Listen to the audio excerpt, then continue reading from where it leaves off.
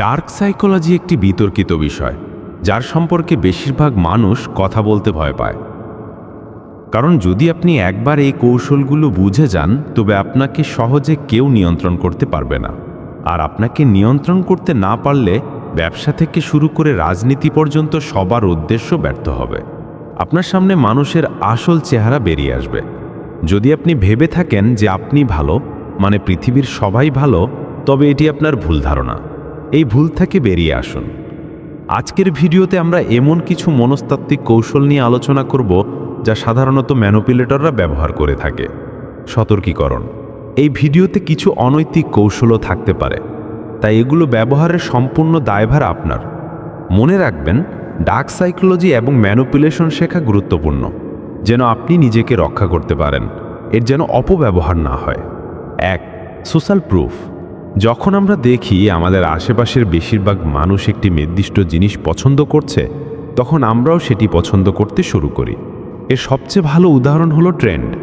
যখন কোনো গান ট্রেন্ডিং হয়, তখন সবাই সেটি শুনে, বা কোনো বিশেষ ধরনের পোশাক যখন ফ্যাশনে আসে, তখন সবাই তা কেনা শুরু করে। বড় বড় মার্কেটিং সংস্থাগুলো এই কৌশল ব্যবহার করে। কোনো সিনেমার ইতিবাচক রিভিউ দেখে আমরা সেই সিনেমা দেখতে যাই, যদিও সিনেমাটি হয়তো ততটা ভালো নয়।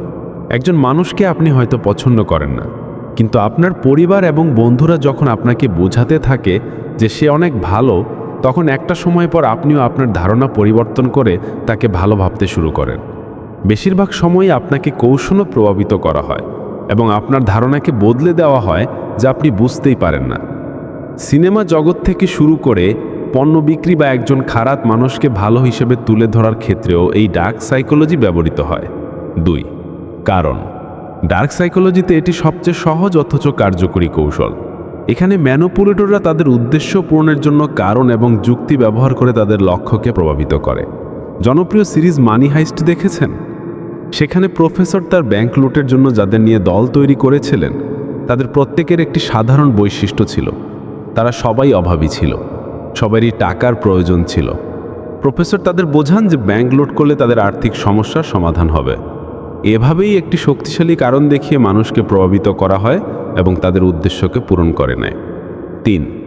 সামান্য ভুল তথ্য। শীর্ষস্থানীয় ম্যানিপুলেটররা এই কৌশলটি ব্যবহার করে। এই কৌশলে তারা আত্মবিশ্বাসের সাথে কিছুটা ভুল তথ্য দেয়, যাতে সামনের মানুষটি সেটি ঠিক করতে গিয়ে সঠিক তথ্য প্রকাশ করে ফেলে এবং এর সাথে কিছু অতিরিক্ত তথ্যও দিয়ে দেয়। যেমন, আপনার পাড়ার কোনো আন্টি হয়তো আপনার কোনো গোপন তথ্য জানতে চান। তিনি সরাসরি জিজ্ঞেস না করে বলতে পারেন, শুনলাম তুমি নাকি অঙ্কে ফেল করেছো। তখন আপনি নিজে থেকেই তাকে ঠিক করতে যাবেন এবং বলবেন, না, আমি ফেল করিনি, শুধু কম নম্বর পেয়েছি।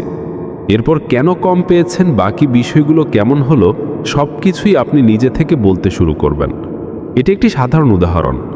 এভাবেই ম্যানিপুলেটররা আরও পেশাদারিভাবে এই কৌশল ব্যবহার করে, যা সবসময় সফল হয়।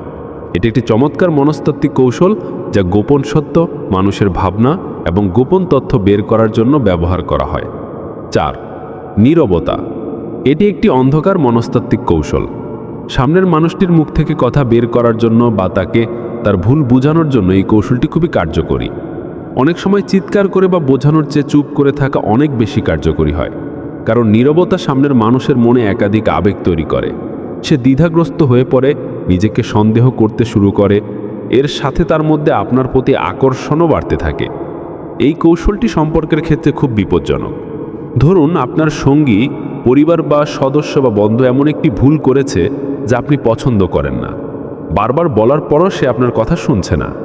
এমন পরিস্থিতিতে কথা বলা বন্ধ করে দিন, একদম চুপ হয়ে যান। তাকে ভাবতে দিন আপনি কেন এমন প্রতিক্রিয়া দেখাচ্ছেন।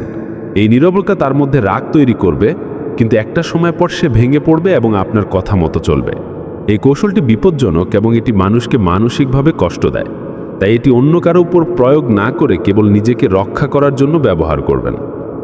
5. পছন্দের সীমাবদ্ধতা। এটি এমন একটি কৌশল যা ব্যবহার করে আপনি মানুষের সিদ্ধান্তকে আপনার ইচ্ছামতো পথে চালিত করতে পারেন।